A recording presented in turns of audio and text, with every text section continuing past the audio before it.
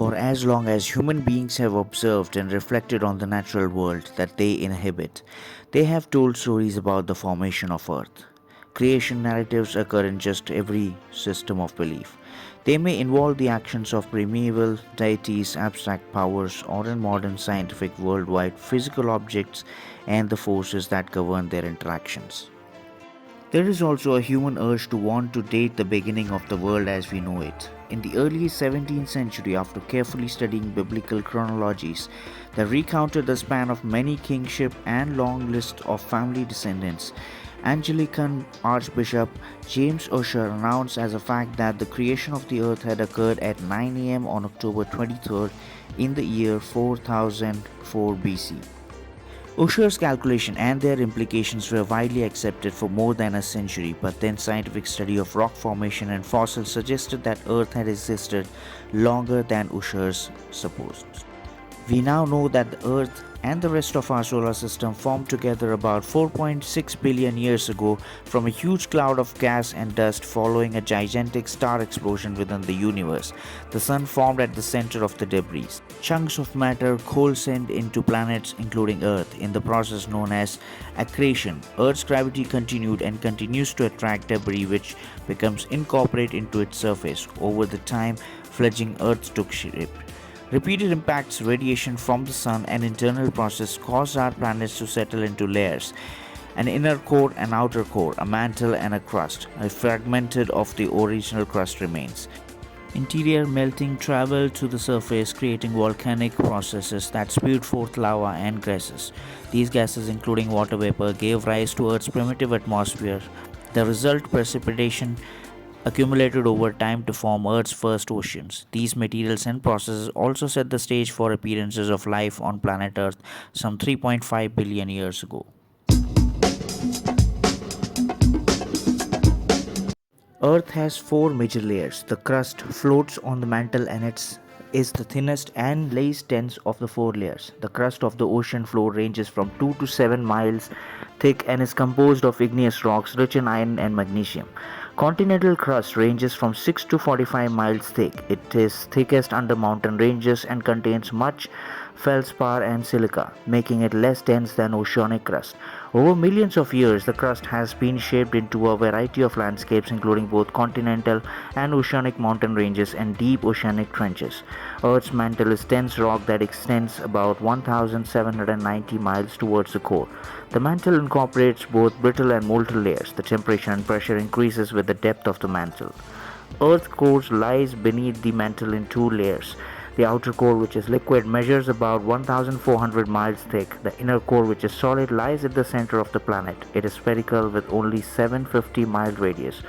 Iron is the most common element in the outer and inner cores. The core and the mantle are nearly the same thickness, yet the mantle comprises 84% of Earth's volume and the core only 15%.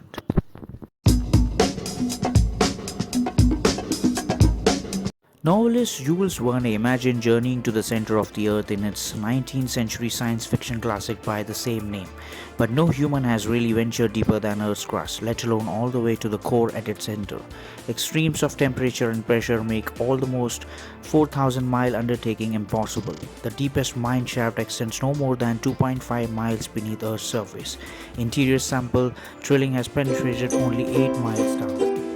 Earth may have started out as a cold planet and heated up, or it may have been a molten planet that eventually cooled on its outside. Scientists do not yet agree to those points. Either way, complex geological events created the present surface of Earth's core. The inner part of the core is made up of super hot, rich iron material. The temperature they may have been as high as 10,000 degrees Fahrenheit. As hot as scientists believe it gets on the surface of the sun, the pressure of the inner core is so intense that it remains solid and does not melt despite such high temperatures.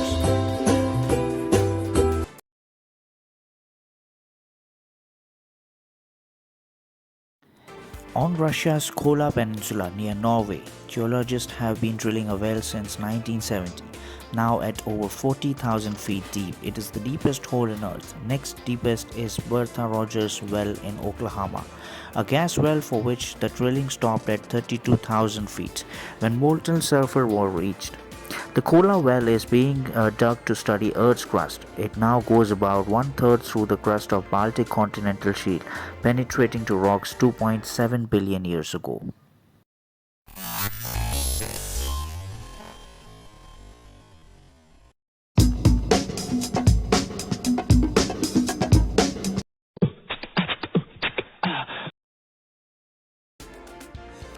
Earth's total landmass is exceeded by the factor of almost 3 to 1 by surface of the ocean. Still, the major land divisions, the continents, are what gives the shape and physical identity to the planets. The 7 continents represent some 57 million square miles in area, portioned equally amongst them. They range in size from Asia, the largest, to Australia, the smallest. Although Europe and Asia form one large landmass, they are usually regarded as 2 continents due to mainly to the cultural differences between their people.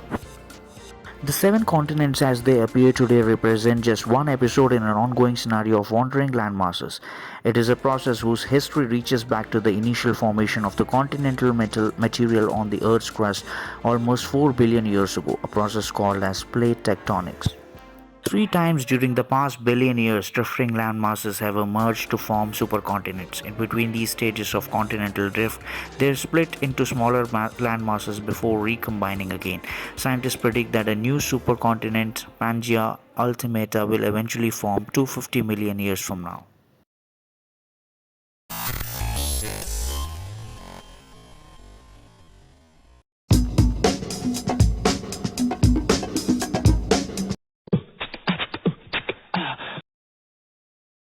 Built up deep inside Earth, material that makes up the mantle and the lower part of the crust reaches such high temperatures the rock melts. This molten rock, called magma, collects in underground chambers where heat, pressure, and gases cause it up to erupt to the surface. About 1,900 active volcanoes can be found on Earth. Volcanoes that have not erupted in a long time are called dormant volcanoes, that once erupted that will never erupt again, called extinct. Volcanoes vary in shape depending on the process by which they were formed, the configuration of these eruptions, and the way they laid materials upon Earth's surface during their eruptions. Sometimes a volcano can be identified from the ground or the air, but its underground form and composition is key to identification. Volcanoes spew not just lava but also poisonous gases, ashes, cinders, and fragments of rock. This deadly combination of volcanic products, called pyroclastic flow, can produce more devastation than a lava flow.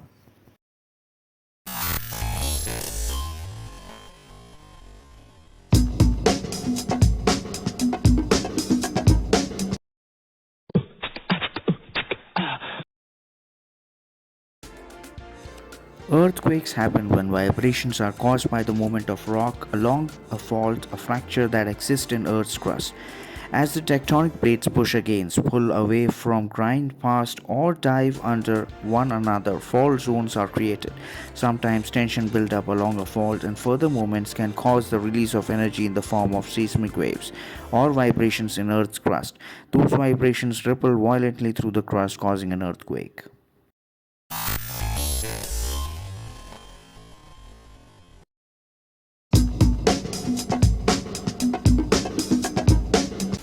A tsunami is a deadly series of seismic sea waves, oceans wave triggered primarily by the movement of the ocean floor during strong earthquakes.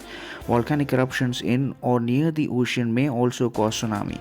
Tsunami generally cause major damage to coastline and can cause death. The worst tsunami in history occurred after 9.0 earthquake of the northwest coast of Sumatra, Indonesia on December 26, 2004. The resulting ocean-wide tsunami struck Thailand, Malaysia, Sri Lanka, India, and Maldives and Africa. Nearly a quarter million people died as a result. The tidal wave is an ocean wave of unusual strength caused by the same tidal forces that create the daily tidal inflow. One such wave appeared annually in China's Huzhong Bay.